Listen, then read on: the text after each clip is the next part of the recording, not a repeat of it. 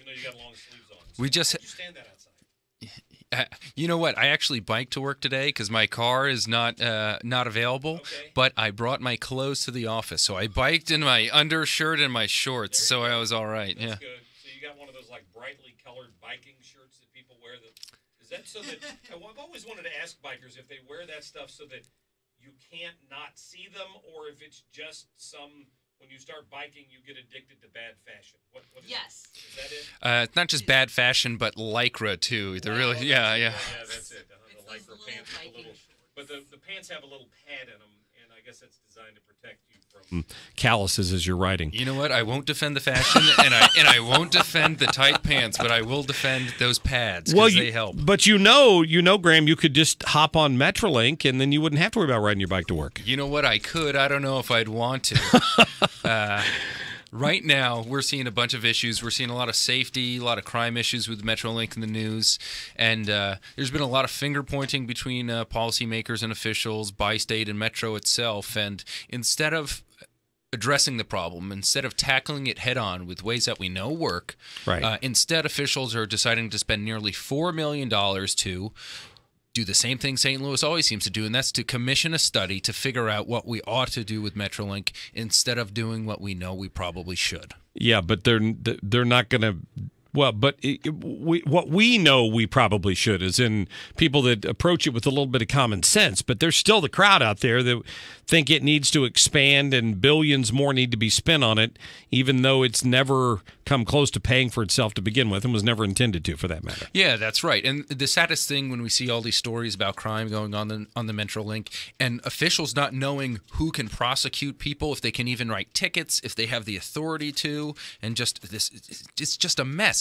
The worst part of it is that the city just hiked its sales tax to expand this. And, sometimes you've got to just cut the money off. You don't want to throw more money after bad policy. And unfortunately, we're just seeing the bad policy continue. Well, we've discussed this on this show a number of times that the politics are something they've never been able to get past. The St. Louis County Police and the St. Louis City Police and the different jurisdictions over in the Metro East, nobody wants to cede that authority to like a port authority type situation where Metro would have its own police force to staff these trains, but then of course they'd have to be able to file charges in these different municipalities, and it's just a political nightmare that seems like it could have been fixed, except for it all gets a little dramatic for some reason. I've never understood that. Yeah, there's definitely a lot of politics mixed in. But either way, and whatever the solution is for the police force, for the enforcement of, if you buy a ticket or not, or if you commit a crime on there, who can patrol these things? Metro's been around for decades. It's been around since the early 90s. Why are we here this far after Metro's been established and running, and it's been expanded, and it's going to maybe be expanded again? How are we at the point where we're pointing fingers at one another, not knowing who can enforce the law on these things? It's just... For folks who see their tax dollars going to these things, you at least want to be confident that the thing's going to get built. You won't get robbed on it. But it just seems like we've got a lot of government incompetence involved in here, and taxpayers are paying for it. That's it. And the answer is the same reason why there are express buses that run to West County with one person on them.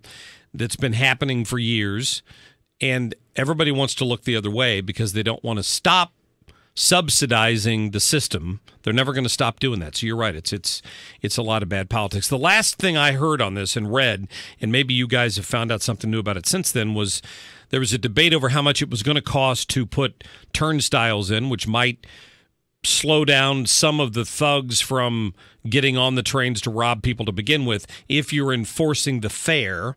Metro had a much greater idea of how much that was going to cost than the city and the county seem to think. Have you seen any updates on that? Yeah, you know what, I haven't, but the initial figures, when they first built Metro, part of the study was, should we have turnstiles, should we have a closed system? And the estimates for having a closed system were in the tens and tens of millions, if not hundreds of millions of dollars. I know, pretty outlandish. You think you can build it for cheaper than that. But apparently the cost-benefit ratio wasn't there. But now we're not just talking about fare recovery, we're talking about safety issues included in that too. And there's there's a benefit, there's an economic benefit to having that. So we might have to look at it again at the numbers, but ultimately I think whether you put more public safety officers, police on the trains, on the stations, or turnstiles, we've got to do something, right? And spending $4 million to study it again, to waive the report instead of doing something about it, it's just, we're running in circles, and we've been running in circles for decades. So the time now is to tackle the problems head on and do something and not just point fingers. Maybe we need to put the TSA in charge of it. That might work. You probably missed my story earlier, but Liz and I just flew back from Washington, D.C. yesterday, and the TSA discovered that I, your host, had forgotten that he had a spare magazine for his sidearm stuck in his backpack. I flew to St. Louis, and I flew out of St. Louis. They didn't catch it, but on the way back at Washington National last night, they found my spare magazine in my backpack, which I had forgotten was there. And I just have to tell you, that was an embarrassing thing because 45 people were lined up behind me waiting to get checked through, and all of the attention was on me because they wanted to know why I did that. You know what? I don't think it was as embarrassing for you as it was for TSA that let it get through.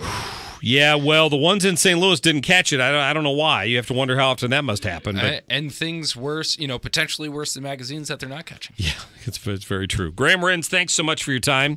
ShowMeInstitute.org. You can go and read more on this information and all the other great stories that they have on there. Appreciate it. Hey, thank you much, Mark. Have a happy holiday weekend. All right, good. Let's get to a break. 314-969-9797, 866-455-9797. We'll get to more of your phone calls. We're gonna delve back into the issue of immigration near the top of the hour. We're gonna talk to Senator Bob Onder. There's been a lot of discussion on what should and shouldn't be done on a national level when it comes to immigration reform. Missouri's already taken a number of these steps, and we'll spell out what those are when we come back.